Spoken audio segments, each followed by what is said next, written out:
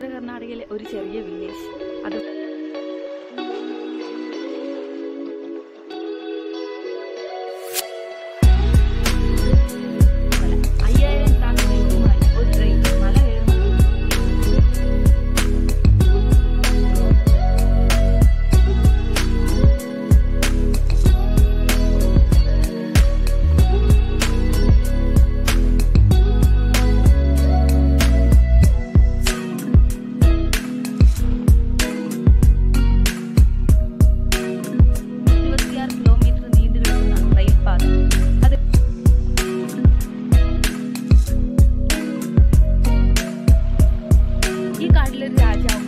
രാജാവിന്റെ മകനായ രാജകുമാരി 8 മണിയായിട്ട് തുടങ്ങിയ യാത്രയാണ്.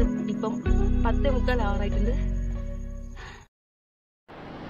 5 മണിയോടുകൂടി ദൂദ്സാഗർ സ്റ്റേഷനിൽ എത്തിയിട്ടുണ്ട്. 3 സ്റ്റേഷനുകളാണ് ഇവിടെ ഉള്ളത്: കരൺസോൾ, കാശർഗോഡ്, ദൂദ്സാഗർ. ബ്രേക്ക് ടെസ്റ്റിന് വേണ്ടി 3 സ്റ്റേഷനിൽ വണ്ടികൾ നിർത്തിയിട്ടാണ് താഴോട്ട് ഇറങ്ങുന്നത്, ഗാർഡ് സെക്ഷൻ ഇറങ്ങുന്നത്. ആ നിർത്തുന്ന ഗ്യാപ്പിലാണ് ഞങ്ങൾ ഇവിടെ ഇറങ്ങിയിട്ടുള്ളത്.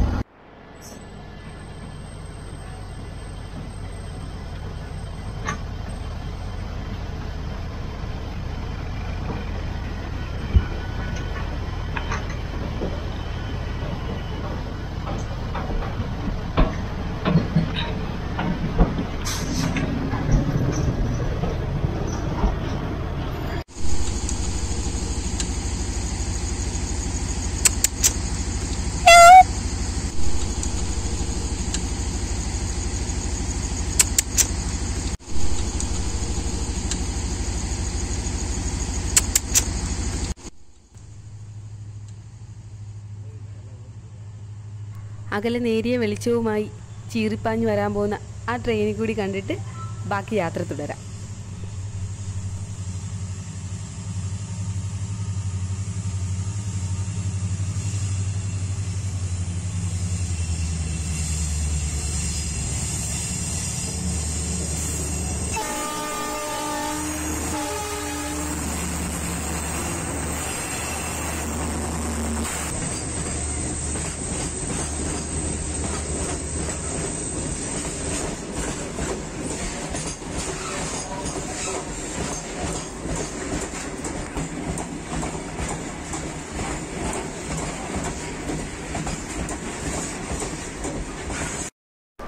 ഇപ്പോൾ സമയം 6:15 കഴിഞ്ഞിട്ടുണ്ട്. ചെറിയ രീതിയിലുള്ള ലൈറ്റൊക്കെ വന്നു തുടങ്ങിയിട്ടുണ്ട്. അപ്പോൾ നമുക്ക് ഇനി ഷൂട്ട് ചെയ്യാനൊക്കെ പറ്റും. അതുമാത്രമല്ല, ഈ ട്രാക്ക് വഴിയുള്ള ട്രക്കിങ്ങിൽ ഒരു ലൈറ്റും അവൈലബിൾ അല്ല. അതുകൊണ്ട് കൊണ്ടാണ് നമ്മൾ വെയിറ്റ് ചെയ്തത്. അപ്പോൾ എന്തായാലും നമുക്കിനി മുന്നോട്ട് പോവാം.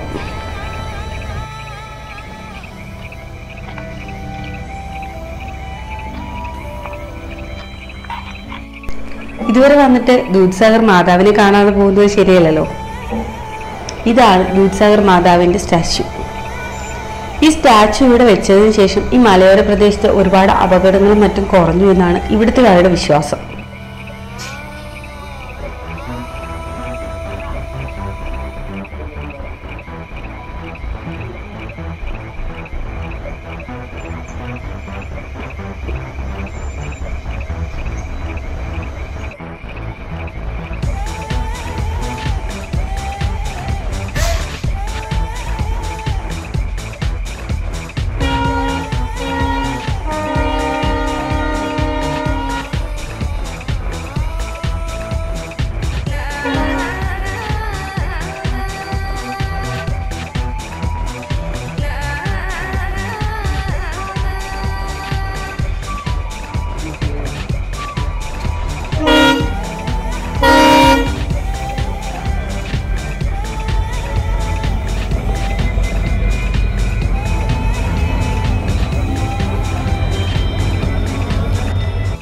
ദൂദ്സാഗർ, സീ ഓഫ് മിൽക്ക്, മലയാളത്തിൽ പറയുകയാണെങ്കിൽ ക്ഷീരസാഗരം.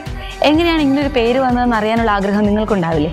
മാത്രമല്ല, 5000 ടൺ വെയിറ്റുമായി ഒരു ട്രെയിൻ മല കയറുന്നത് എങ്ങനെയാണെന്ന് കാണാനുള്ള ആഗ്രഹം നിങ്ങൾക്കുണ്ടാവില്ലേ? Stay tune.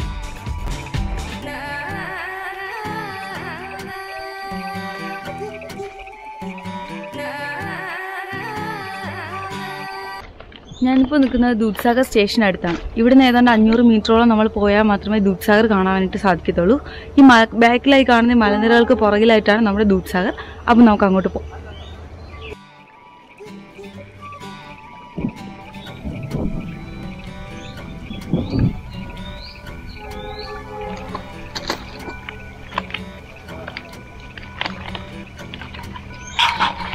ഇന്ന്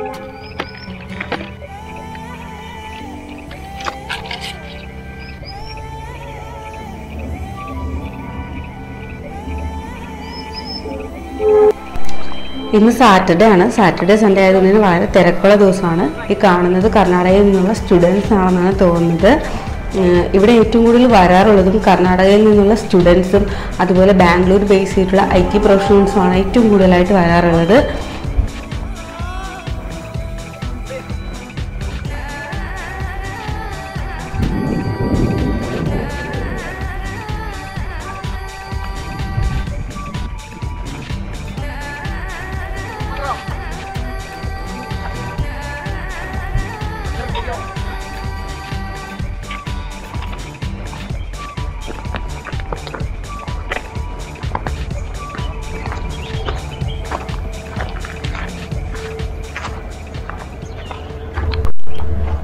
അങ്ങ് അകലെയായി കാണുന്നത് പശ്ചിമഘട്ട മലനിരകളാണ്. കേരള, തമിഴ്നാട്, കർണാടക, ഗോവ, മഹാരാഷ്ട്ര, ഗുജറാത്ത് ഇങ്ങനെ 6 സ്റ്റേറ്റുകളിലൂടെ വെസ്റ്റ് കോസ്റ്റ് ഇന്ത്യൻ പെനിൻസുലയ്ക്ക് പാരലലായി വ്യാപിച്ചു കിടക്കുന്ന വെസ്റ്റേൺ ഗഡ്സിന്റെ ഒരു ഭാഗമാണ് ബ്രിഗാഡ്സ ഘാട്ട് സെക്ഷൻ. ആ ബ്രിഗാഡ്സ ഘാട്ട് സെക്ഷനിലാണ് ഞാനിപ്പോൾ നിൽക്കുന്നത്. ഗോവ കർണാടക ബോർഡറിനിടയിൽ നിരന്നു കിടക്കുന്ന ഈ മലനിരകൾക്കിടയിലൂടെ 26 കിലോമീറ്ററോളം നീണ്ടു നിൽക്കുന്ന ഘാട്ട് സെക്ഷൻ റെയിൽ റോഡ്. അതുവഴിയാണ് ഇന്നത്തെ നമ്മുടെ ട്രക്കിംഗ്. ഈ കാണുന്നത് ഇഗ്നിയസ് റോക്കാണ്, അഥവാ ആഗ്നേയശില. ലാവ നേരിട്ട് തണുത്തുറഞ്ഞുണ്ടാകുന്നത് കൊണ്ട് തന്നെ ഈ ഇഗ്നീഷ്യസ് റോക്ക് വളരെ സ്ട്രോങ് ആണ്. ഈ ഇഗ്നീഷ്യസ് റോക്കിൽ തന്നെയാണ് നമ്മൾ ആ കാണുന്ന ടണൽ നിർമ്മിക്കപ്പെട്ടിരിക്കുന്നത്. നമ്മൾ ജോഗ്രഫി ടെസ്റ്റിൽ പഠിച്ചിട്ടുണ്ട് 3 തരത്തിലുള്ള ശിലകളാണുള്ളത്: igneous rock, sedimentary rock, metamorphic rock ഒക്കെ.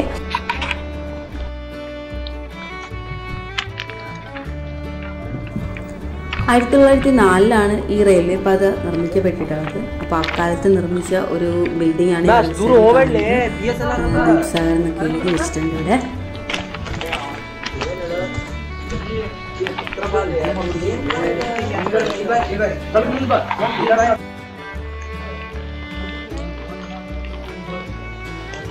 കാസ്റ്റൽ റോഡ് മുതൽ കുലം വരെയുള്ള ബ്രിഗാഡ്സ ഘാട്ട് സെക്ഷനിലെ ഈ റെയിൽ റോഡിൽ 16 ടണലുകളാണുള്ളത്. ടണലിനുള്ളിലേക്ക് നല്ല ഇരുട്ടാണ്, നല്ല ഡിസ്റ്റൻസ് ഉണ്ടെന്നാണ് തോന്നുന്നത്. ഇവിടെ നിന്ന് നോക്കുമ്പോൾ എന്തായാലും നമുക്ക് മറ്റേ എൻഡ് കാണാനായിട്ട് പറ്റത്തില്ല. അപ്പം ഞാൻ എന്തായാലും ടോർച്ച് കരുതിയിട്ടുണ്ട്.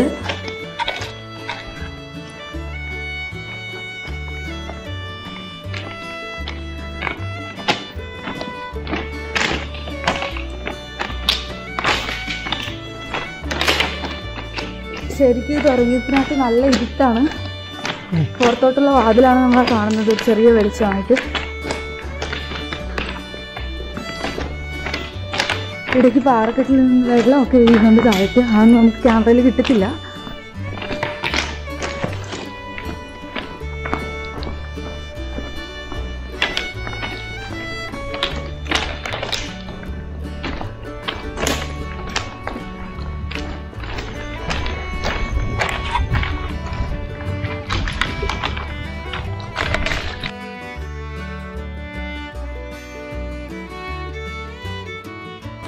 ശരിക്കും ആർവത്തോടു കൂടി താഴേക്ക് ഒഴുകുന്ന ദൂദ്സാഗറിന്റെ ശബ്ദം നമുക്ക് ഇവിടെ നിന്ന് കേൾക്കാൻ സാധിക്കും, കാണാനും സാധിക്കും. ഈ ക്യാമറയിൽ ഇത് എത്രത്തോളം കിട്ടുന്നുണ്ടെന്ന് അറിയില്ല. പക്ഷെ ദൂദ്സാഗർ കണ്ടുകൊണ്ട് തന്നെയാണ് ഞങ്ങൾ മുന്നോട്ട് നടക്കുന്നത്.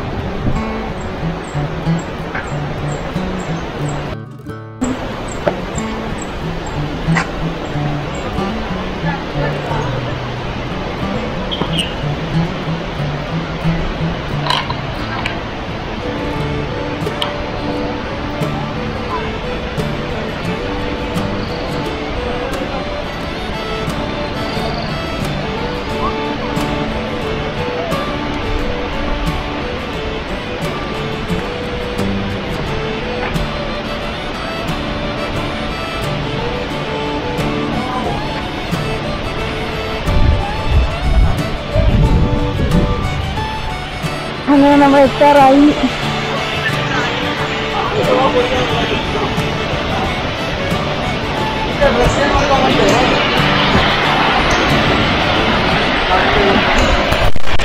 അത്യാവശ്യം നല്ല ആളുണ്ട്.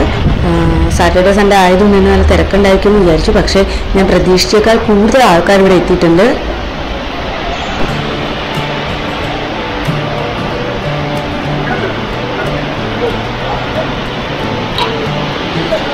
ഇതാണ് ശരിക്കും ദൂദ്സാഗർ. ഒരുപാട് വീഡിയോസ് കണ്ടിട്ടുണ്ടായിരുന്നു ദൂദ്സാഗറിനെ കുറിച്ച്. പക്ഷെ നമ്മൾ വീഡിയോയിൽ കാണുന്ന പോലെ അല്ല. ആ ഒരു ഹൈറ്റ് ശരിക്കും നേരിട്ട് കണ്ടാൽ മാത്രമേ മനസ്സിലാകത്തുള്ളൂ. വീഡിയോയിൽ കാണുന്നത് നേരിട്ട് കാണുമ്പോൾ ഒരു ഹ്യൂജ് ഡിഫറൻസ് തന്നെയുണ്ട്. ചുറ്റും പച്ചപ്പും ആ കറുത്ത പാറകൾക്കിടയിലൂടെ ഒരു പാല് പോലെ തന്നെയാണ് ഈ ദൂദ്സാഗർ ഒഴുകുന്നത്.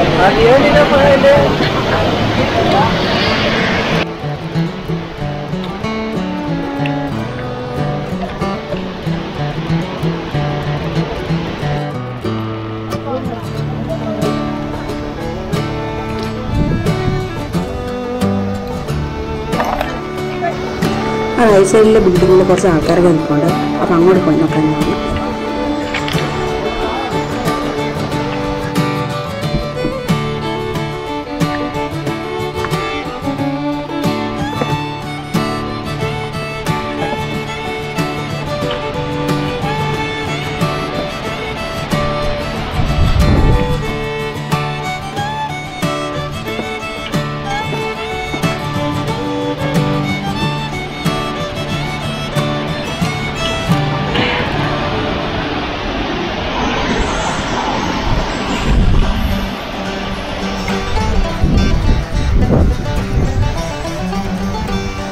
ഇവിടെ ഒരു ബോർഡ് വെച്ചിട്ടുണ്ട്. ദൂദ്സാഗറിനെ കുറിച്ചാണ്. അതിൻ്റെ കുറച്ച് ഡീറ്റെയിൽസും കാര്യങ്ങളൊക്കെയാണ്. അപ്പോൾ എത്ര മീറ്റർ ഉയരമുണ്ട് അതൊക്കെയാണ് ഈ ബോർഡിൽ എഴുതിയിരിക്കുന്നത്. നമ്മൾ ഏതൊരു സ്ഥലത്ത് പോയാലും അവിടുത്തെ കുറച്ച് ചരിത്രം മനസ്സിലാക്കിയിട്ടുണ്ട് എപ്പോഴും നല്ലതാണ്. അങ്ങനെ ഫൈനലി നമ്മൾ നമ്മുടെ ഡെസ്റ്റിനേഷനിൽ എത്തിയിരിക്കുകയാണ്. മഹാദീപ് wildlife sanctuary Mollem national പാർക്കിന്റെയും ഭാഗമായിട്ടുള്ള ഈ ഒരു വാട്ടർഫാൾ ഇന്ത്യയിലെ ഏറ്റവും ഉയരം കൂടിയ 5ാമത്തെ വാട്ടർഫാളാണ്.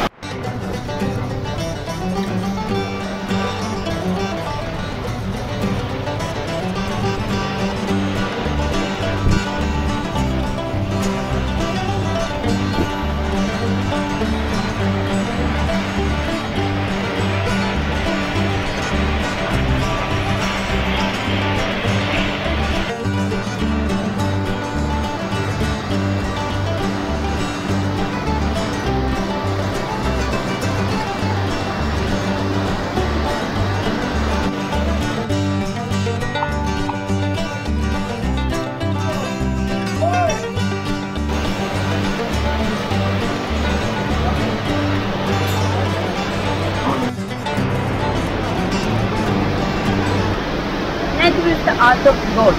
അതെ, ദൈവം ഭൂമിയിൽ സൃഷ്ടിച്ച വർണ്ണാഭമായ കലാവിധി. അത് തന്നെയാണ് നമ്മുടെ നേച്ചർ, പ്രകൃതി. ആ മനോഹാരിതയാണ് നമ്മളിപ്പോൾ കണ്ടുകൊണ്ടിരിക്കുന്നത്.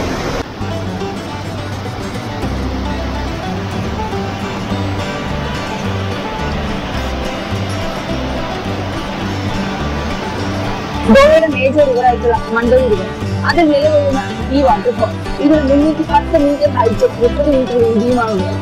അതായത് 1017 അടി ഉയരവും 100 അടി. കർണാടകയിലെ ബെൽഗാവി ഡിസ്ട്രിക്റ്റിൽ നിന്ന് ഉത്ഭവിക്കുന്ന ഈ മണ്ടോവി റിവർ നമ്മുടെ വെസ്റ്റേൺ ഘാട്സിന്റെ പ്രാന്തപ്രദേശങ്ങളിലൂടെ ഒഴുകി പഞ്ചിമിലെ ഗോവയിലെ ക്യാപിറ്റൽ സിറ്റിയായ പഞ്ചിമിൽ വെച്ചിട്ട് അറബിക്കടലുമായിട്ട് ചേരുകയാണ്. പഞ്ചിമും അതിനു ചുറ്റുമുള്ള ഒരു ഓൾഡ് ലാറ്റിൻ കോട്ടും നമ്മൾ മുന്നേ തന്നെ ഒരു വീഡിയോ ചെയ്തതാണ്. അത് കണ്ടിട്ടില്ലാത്തവർ തീർച്ചയായിട്ടും പോയി കാണുക. ഈ വാട്ടർഫാളിൻ്റെ ഒരു മേജർ ഹാഫ് പോർഷനാണ് നമ്മൾ ഇതുവരെ കണ്ടുകൊണ്ടിരുന്നത്. എന്നാൽ ഇവിടെ താഴ്ഭാഗത്ത് കാണുന്നത് അതിൻ്റെ ഏറ്റവും ലോവർ പോർഷനാണ്. അവിടെ ടൂറിസം പ്രൊമോട്ട് ചെയ്യുന്നുണ്ട്. ദൂദ്സാഗറിൽ എത്തിച്ചേരാൻ 2 വഴികളാണുള്ളത്. ഒന്ന് മേജർ പോർഷനായ ഈ ഒരു ഹാഫ് പോർഷൻ കാണാൻ വേണ്ടിയിട്ട് റെയിൽവേ ട്രാക്ക് വഴി ട്രക്ക് ചെയ്ത് വരാം. രണ്ടാമത്തേത് കുളത്ത് നിന്ന് ജീപ്പ് അവൈലബിൾ ആണ്. അപ്പോൾ അവിടെ നിന്ന് കുറച്ച് ട്രക്കിംഗ് ഉണ്ട്. അത് കഴിഞ്ഞ് ജീപ്പ് അവൈലബിൾ ആണ്. നാഷണൽ പാർക്കിനുള്ളിലൂടെ ടിക്കറ്റ് എടുത്തിട്ട് വേണം കയറാൻ. ജീപ്പ് വഴിയുള്ള മാർഗ്ഗമാണ് സ്വീകരിക്കുന്നതെങ്കിൽ ഏറ്റവും ലോവർ പോർഷനിലാണ് എത്തുക. അവിടെയാണ് ശരിക്കും ഇതിൻ്റെ ടൂറിസം പ്രൊമോട്ട് ചെയ്യുന്നത്. 9 മണി തൊട്ട് 6 മണി വരെയാണ് ഇതിൻ്റെ ടൈമിങ്. 2 മണിക്ക് ശേഷം ടിക്കറ്റ് അവൈലബിലിറ്റി വളരെ കുറവായിരിക്കും. അതുകൊണ്ട് നേരത്തെ ബുക്ക് ചെയ്യാവുന്നതാണ്. ഗോവ ടൂറിസം വെബ് പോർട്ടലിൽ നിന്ന് ഇങ്ങോട്ടേക്കുള്ള ടിക്കറ്റ് ഓൺലൈൻ വഴി തന്നെ ബുക്ക് ചെയ്യാവുന്നതാണ്.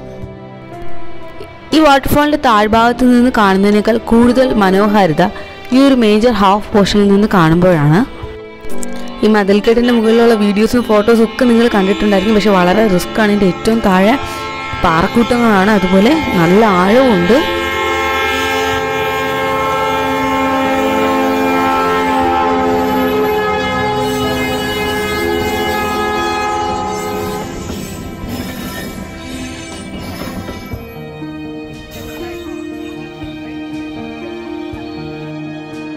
ഈ ഒരു മേജർ ഹാഫ് പോർഷനിൽ ഇറങ്ങാനായിട്ട് 2 സൈഡിൽ സ്റ്റെപ്പ് ഉണ്ട്. പക്ഷെ അത് ക്ലോസ്ഡ് ആണ്.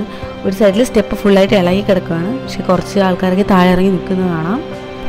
ഈ വാട്ടർഫാൾ ശരിക്കും ഒരു 4 ടൈഡ് വാട്ടർഫാളാണ്. അപ്പോൾ അതിൻ്റെ ഒരു പോർഷനാണ് നമ്മൾ കാണുന്നത് ഈ താഴ്ഭാഗത്തായിട്ട്. പക്ഷെ ഇവിടെ നമുക്ക് ഇറങ്ങാനൊന്നും പറ്റില്ല കേട്ടോ. ഏറ്റവും താഴെ പോയാൽ മാത്രമേ നമുക്ക് വെള്ളത്തിൽ ഇറങ്ങാൻ പറ്റത്തുള്ളൂ. കണ്ടില്ലേ, ഈ മതിൽ ഇത്ര ഒരു ഗ്യാപ്പേ ഉള്ളൂ. ഇതിന് മുകളിൽ നിന്നാണ് ഒരുപാട് പേര് വന്ന് റീൽസും ഫോട്ടോസും ഒക്കെ എടുക്കുന്നത്.